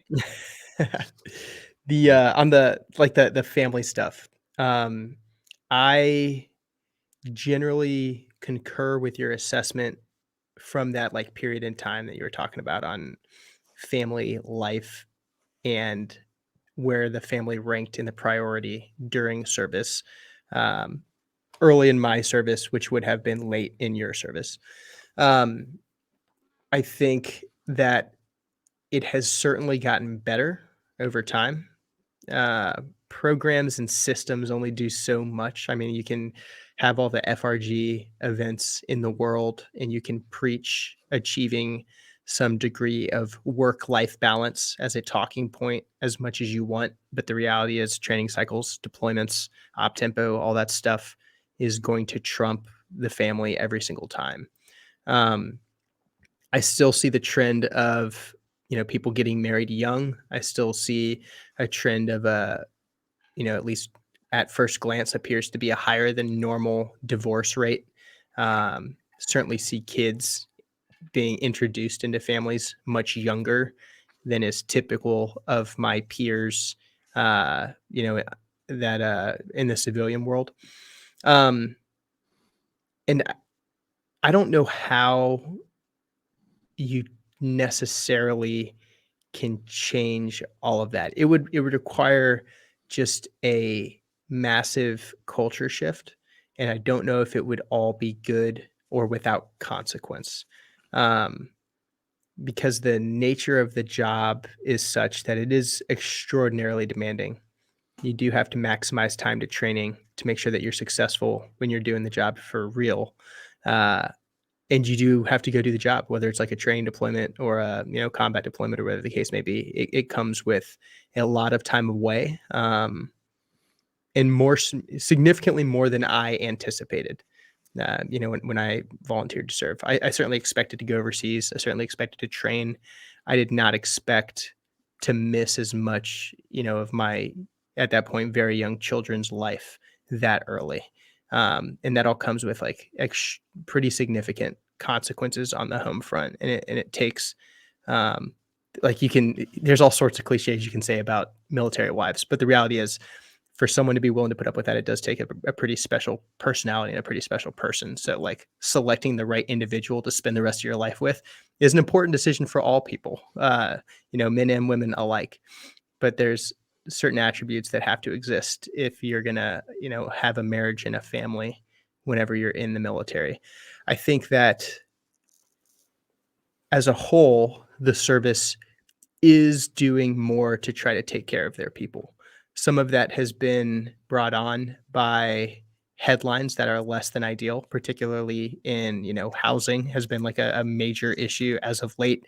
There's been some big headlines in like water treatment on certain military installations. There's been issues with spouses who have like professional certifications moving from one location to another, and those certifications not being valid. So like if you're a teacher, or if you're certified to practice law, and you have a spouse that are doing one of those professions that require professional certification, then you take them out of that position, you put them in a new state, and all of a sudden they can't do their job. So there's legislation that has solved some of the professional certification stuff. There is a ton of money coming in to fix a lot of the housing stuff. And then you're hearing like senior leaders talking about prioritizing the health of the force and taking care of families, because they realize that amid the recruiting challenges, the only way to retain a force of sufficient size and quality is to take care of the people that are in it. So like on the whole, I do see like that major ship, that major turning, that turn occurring, but it's a big ship and it turns slowly. Despite all of that goodness, that doesn't make any of it easier. And it certainly, sure, you as the service member have to make some sacrifices, but that kind of comes with the territory, and you shouldn't be looking for pity or anything else as a result of the sacrifices you make, because you signed up for it and that's what you got to do. And you do it, and you come home and you can be, have pride in it and all that sort of stuff. But you don't need to go moping around asking for people to feel sorry for what you volunteered to go do. However, your family, didn't necessarily volunteer to go do the same thing. They're feeling a lot of the consequences of your own actions. While your own actions might be noble and good, and motivated for all of the right reasons, they're still, for better or worse, harming the people that you love most in the world to some degree. And that is not good. And so you have to do a little bit of mental gymnastics to justify that. And you also have to figure out where your personal threshold is, and at what point the harm to those you love the most by virtue of your absence and actions, and how those, that profession might change you as a person, where that shifts to where you have to now prioritize and make a major career decision to preserve those people. And it might mean, giving up this thing that you love in the profession. So it's a personal challenge. It is a balancing act. It is more complex than I could even hope to summarize in, this conversation. On the whole, I think it is trending positively. It will never be easy. I agree with you there. I think I really am I don't know. I can't say I'm optimistic. I'm looking for a word, but I look at I look at maybe small scenarios of, sometimes it's easier to say I'm busy than I have to go do a thing. Like the sense of urgency that the military imparts is it can become a drug. I think it can become a drug in the sense of like, that's probably not even the best answer. It can become a cheap answer to get out of things that you should be doing. And I'm not saying that like I go to my wife and say I can't mow the lawn, I have to go to whatever, because I'm not in the military and I wasn't married when I was in the military. But I think of it even now, it's like, please don't bother me with that. I don't have time to think about it. I don't have the mental space to think about it. And it's like, am I lying to myself? Am I saying I don't want to do this because, and I'm justifying my refusal to address the elephant in the room because of something that some illusionary or real sense of urgency that's distorting my ability to evaluate what's going on? And that's a hard one to swallow. It's a hard pill to swallow. Yeah, it definitely requires some introspection and like some empathy for yourself almost to like really understand those competing priorities. And some discipline. The fact that you're even thinking about it though, I would venture to guess that that is a reasonably uncommon trait, but an important one that probably takes some time to develop, and some maturity and some life experience. Yeah, I don't. Maybe my experience in people is maybe my pool of experience is smaller than you when it comes to other people.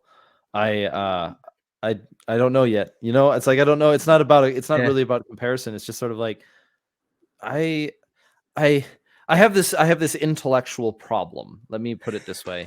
I have this intellectual problem with stupid people. And that is, what do you do with stupid people? Because generally speaking, people aren't that dumb. It's usually Yeah. something else, right? It's usually the problem that I have with the ethical problem of stupid people is that like it I I know love this as an ethical dilemma, by the way. That's oh no, fantastic. it's a serious problem because Yeah. because and I mean this, it's like it's relevant in politics, it's relevant in military, it's relevant in any sort of ethical system of like hierarchies of competency. And you could get super Jordan Peterson about it. You could go full on military, like, hey, your IQ is below 82. You don't have a job here.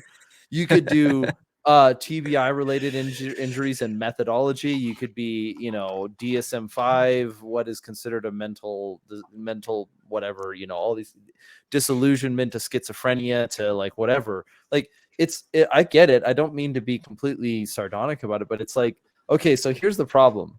First of all, if your strategy for dealing with people is calling them stupid, but you're always arguing with them, it probably means you're stupid, because stupid people, right?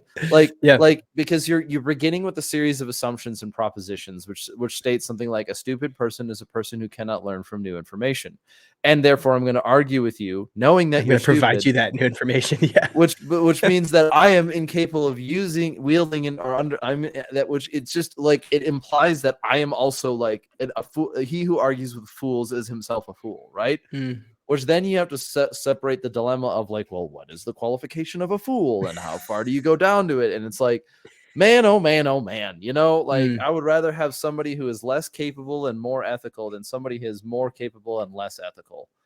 Hollywood is a farce when it comes to the idea of the anti-hero. That dude who is unethical, like the roguish bounty hunter guy who helps you out because Yeah. he's actually, but you're just using his, no, you know what they end up doing? They just shank you. Like For sure. they don't, No, you're you're like, right. you don't get the upper hand on them because their entire ethos is on being a skeevy bastard. Mhm. So like I get it. It's a little bit, it's if that guy is not trustworthy, like Yeah. it's a serious issue. So but then so like it is this ethical dilemma though of, well, okay, you're human, therefore I can't treat you as less than human. Correct. And so instead of and I don't want to, and you don't want to be the you don't want to fall into the traps of like the ivory tower Mm. of like, oh, I'm or the enlightened, thinking you're the enlightened one, right? Because this is what you have with like cultists and Yeah. ideologues, is that they think, or conspiracy theorists, they all think they have the answer to the code, and it turns out to be some weird monomania, and you're like, yeah, they can't all be lying. Like, you can't build your metaphysics of the world that everything is a lie. Like, first of all, you're not Descartes, okay? Like, let's break it down. You're not Descartes. You don't have a cool last name, so whatever. And you know, like not everybody is Nietzsche and not everybody is, you know, but I'm not saying that nobody is and everyone could be, but it's a problem because then like, okay, so from a leadership perspective, it is sort of like, okay, I need to have empathy and sympathy. I need to understand where you're at and then also like recognize that you're a human being, which is neither of those. That would be metaphysics. And then but yet like what I Then don't what want do you to do next? Yeah. exactly because it's like the way that the ethical dilemma ends is tyranny or apathy, and you're like, Mm, neither of those are good. And yeah. so I think, you know, in essence, it's like the application of wisdom is being able to navigate between those two. Because if you engage in tyranny, then you basically forsake the virtue of any intelligence you have. But also, I'd say that tyranny is generally not a big brain thing. I think smart people are very rarely tyrannical. But it does come into like even in the way of thinking it about it. This will be kind of the end of the horror of the Dunning-Kruger effect. Is that like is that being able to give grace without mocking somebody is probably a skill that could be more useful. And that is being able to look at somebody who's young and ambitious. And I think of a mentor of mine who, when I was studying philosophy, was like, oh, I was down this line and I thought I had figured something out. And he just kind of like boop, boop, boop, boop, kind of Yeah. Just bump like steered you. yeah, and now like 7 years later, he's like, wow, you've really matured a lot. Like, oh, thank you. And he's like, Just took some nudges. it was pretty rough. You're all right now. Yeah. But That's awesome.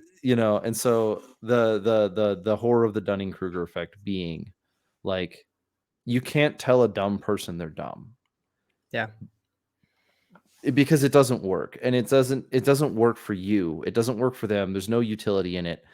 And so being able a form of leadership is not to like give people authority over things that they aren't, but then also not, I don't know, being able to discern these kind of decisions. I got to think about it more, but it's definitely a funny problem. No, it's a useful thought experiment. I'll have to like work my way through that mentally before I respond to social media comments moving forward. It could be a good practice to kind of I'm like go through that thought experiment, arrive at this moment, and then choose whether or not to respond, and if so, how. yeah, well, there's a reason why I'm not successful on Twitter because my it just I find it just it is what it is. It's like, okay. It's yeah. I mean, I'm sure there's people who have built their entire careers off of just being snapback guys, and it's Oh like, yeah. okay, all right, like Donald Trump. How many people built a literal career just responding to him? Oh Like, yeah. it was just like it's like you're not even a person. You're a second order personality object invented off of another person who might as well be fictional to you. So like, yes, I am. But I mean, hey, I do like me some Destiny lore, not the character, but the game. So Yeah. Oh man, that's too good. Full circle. Started with Dunning Kruger, and here we are. I know, right? Hopefully it sounds like it's planned. Um, Yeah, I'm right. I'm following the outline over here. I have an outline. Oh man, mine's on this square paper. So we got a little bit left here. Let's kind of, I Mhm. wanted to ask you one question that would be for me. It's a bit personal on my own side, but also I hope I'm not the only one who'd be interested in this one. You said something earlier in this podcast that I thought was interesting, and that was there are things that people who come from the military can bring back to the citizen world, and they're not always shooting. And so they're being able to, sometimes it's logistics, sometimes it's signal, sometimes it might be crypto security, it might be Sure. communication security, it might be, you know, figuring out how to understand an insurgency. I think would be a really good one for America right now. We just had Atlanta get attacked by a bunch of Antifa. Yeah, been watching And that. I mean, I know that there are still people who are probably paid to at this point say that Antifa is not an organization, and it's like, The you evidence is mounting. no, dude, no, I'm just gonna blow it out of the water. I've read their literature. they know that they're lying to you. They know that you think they're lying. They like, it's a lie. It's Yeah. literally it's not a complicated thing. It would be the equivalent of saying, oh, the Taliban isn't an organization. It's just an idea. Yeah. There are people who work for the Taliban who do it unwittingly. There are people who have worked for the Taliban who did it under duress. There are people who have worked for there are people who have done things for organizations deemed as terrorist organizations, whatever. So I think I'm digressing. You mentioned something earlier about being able to set up a training plan.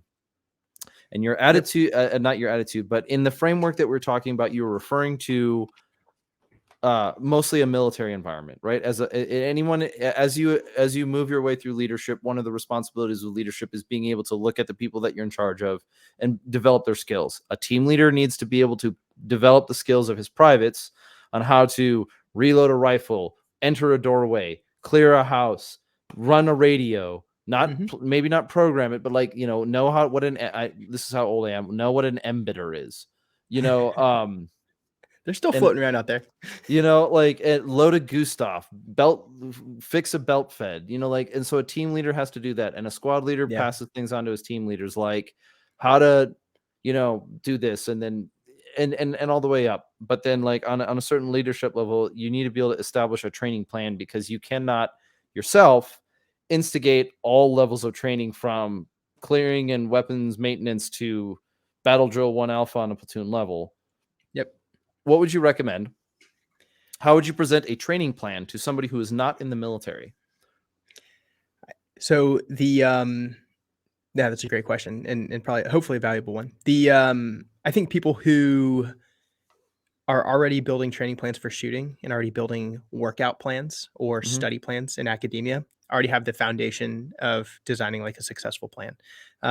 If you're looking at physical fitness, you're building a program that is probably has equal parts fitness and nutrition and sleep and supplementation, and your fitness plan is periodized in a way that balances focus on strength and endurance and flexibility in gymnastics, and power and speed. And so you've identified all of these priorities, and then you've designed a progression that knocks out steps along the way to achieve your ultimate goal, whether that's going to compete in a fitness competition, or getting in a 1,000-pound club, or a 35-minute 5 mile, or whatever that goal is. So if you're already doing those things, you already have the foundation to build a individual training plan in marksmanship and some of these other important skills. The way that the military approaches these things, it's called unit training management. You develop a unit training plan that begins with individual tasks at the soldier level, like how to reload your weapon and how to do all of those like individual tasks that you identified whenever you posed the initial question. And it works from those individual tasks until you have a sufficient level of individual competency to grow into a collective task. So now that a group of soldiers in a fire team have the ability to do all these basic individual level tasks, you can now elevate their training to a collective task at the fire team level. And maybe now we're teaching this fire team how to move in buddy team bounds. And we're doing like break contact drills, or we're doing, enter and clear a room and stuff at the fire team level. Once that fire team achieves a sufficient level of proficiency in their collective tasks at the fire team level, maneuvering 4 dudes, you go up to the squad level and you rinse, wash, and repeat this process. But the most important part of that entire process is at the very start, you define your operational environment. You define what the end goal is. Over the last 20 years, oftentimes that is a culminating training event of some sort. Like we know we're going to a combat training center or a task force training exercise, or we're going on a deployment and we're going to war. If you know that you are, so step 1 is identify what that is. So for the individual, maybe that's like, my end goal is I want 10 people that live within 30 miles of me to be able to come together in a time of crisis and relieve suffering in our community, whether that's through providing medical care, whether that's through providing security, whether that's through providing vehicle recovery operations, whether that's through providing basic maintenance and essential services if we're isolated in a rural area and government services are no longer reliable. Figure out what your end state is for you as an individual, or for you as a small group of community leaders and people who want to come together and do good, and define that. Once you define that end state and you figure out what capabilities and resources and training are going to be required to achieve that end state and the requisite level of capability to respond to whatever that act or that incident is. And then you start backwards planning. So if I know that I need my 10 dudes that live within 30 or 40 miles to come together in 15 minutes with a certain amount of kit capable of doing a certain amount of things, I start looking at all of the logistical requirements and all of the, equipment that would be required to do that thing. And then I look at all of the individual skills. So if we've got some medical requirements, I identify that one guy who's, a volunteer firefighter and a certified EMT, and he's my medical SME. And he tells us, all of the medical equipment that needs to be dispersed across, this little area of rural America. And I have the one guy who's, a retired Marine, and he did some embassy time, in the Middle East, and he's comfortable with personal security detachment stuff and force protection, and he's my security guy. And he figures out how many dudes it's going to take to secure, each one of our piece of land in the event that there's some sort of civil unrest in our property and our families, our community is at risk. He's going to identify, the stockages and the equipment and the posture and the behavior that would be appropriate for that threat environment. And he's going to be the subject matter expert for that portion of the plan. And I just go around the room and I look at all of those individuals and where their specialties are, where their strengths are, where their weaknesses are. And I assign responsibility to those individuals for designing a plan that will cross-level those skills across the organization. And then we meet regularly to, enhance the capability of all of these people and rehearse what this would look like and start knocking out each one of those individual tasks that culminate to collective tasks that eventually get you to your end state. So that's just like a conceptual kind of diagram for how I would approach it. If I was looking to develop that sort of capability in my community. No, that's fantastic. I think a lot of gun culture sits at the cusp between the individual and the collective task. If I were to play this in a game if I were to look at this in a game sense, we've figured out the individual controls. Now we're trying to figure out how to like work as a team, and part of that is capabilities as far as physical, as in like having guns and working cars and knowing how to run a radio. And you might have one guy who knows more about radios, but everyone has some modicum of capacity. Yep. And I know that, but I think the one part this is a testimony to humankind is that we're very good at the what, so long as we have the why. We're very accomplished at the how, so long as we have the why. And the why is where we find a lot of division. And that's just where it's going to always be, because it's the closest to your heart. It's the closest to your ego, if you want to use that phrase. And so I get it. And there is a certain amount of understanding that but I hope I'm optimistic within gun culture, because I think we're at that cusp where some people have already breached well into it. They have their community groups, they have their organizations. And I don't mean organizations in the sense of like flags and countries and constitutions and stuff like that. I mean, like, I know who I can rely on in my neighborhood, and that's a conscious thought now. It's no longer a casual pipe dream that arises every once in a while. So for sure. Yeah. And I think the why is critically important. I think it's also certainly the point of contention. And I feel like there's this, and I don't want to drag, this on too long, but I do feel like there's this inclination to define this worst case apocalyptic scenario to justify why we own the things we own. Yeah. And I would just say to folks, like, that scenario does not have to be your end state. And there's a hell of a lot of good that can be done short of that end state. Nor should that scenario be your desired end state. Like that, those like quiet whispers in the corner of the gun community that tend towards catastrophe and mayhem are concerning to me. They're deeply concerning to me.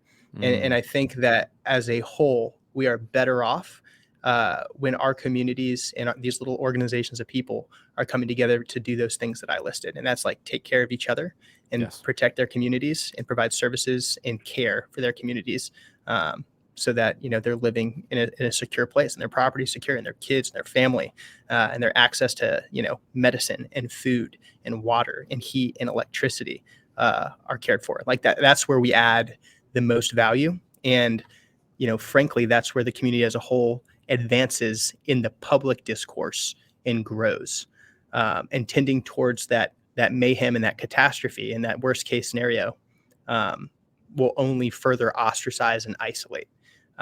So I think the language we use and the actions that we take are critically important to advancing the culture as a whole in a positive way. I agree with you. I agree with you in principle. I think that's a good way of putting it too, is that the issue of the hoping and dreaming for the apocalypse, because at least it's not boring, is a really cheap form of motivation that tends to run out before you're 5 miles up. And that's I definitely will agree with that. I've seen it happen in people. I've seen it happen in my own life of like getting ready for using this pending apocalypse as some form of motivation is kind of a band-aid for something much bigger. And that's, you need that. It's hard to develop a sense of purpose, but it can be accomplished, and it takes years and time and effort and dedication. And sometimes, it's the friends we made along the way, but whatever, as the phrase goes. Well, I think the last thing then is you mentioned the phrase unit training management. Is there like an army manual or a handbook or something like this where you could look at something that? Yeah, it's Googleable. It is okay. It's Googleable. I can't remember the FM offhand, which makes me not a professional in this moment. But yeah, just Google unit training management. Pubs are weird, man. Like, it's all open source, it's all unclassed, but it's like they vary so much in their usefulness, and they just get like buried in jargon and in concept rather than detail. I'm afraid that is what might be found in said publication, but it's worth a Google. Yeah. Okay. Check it out.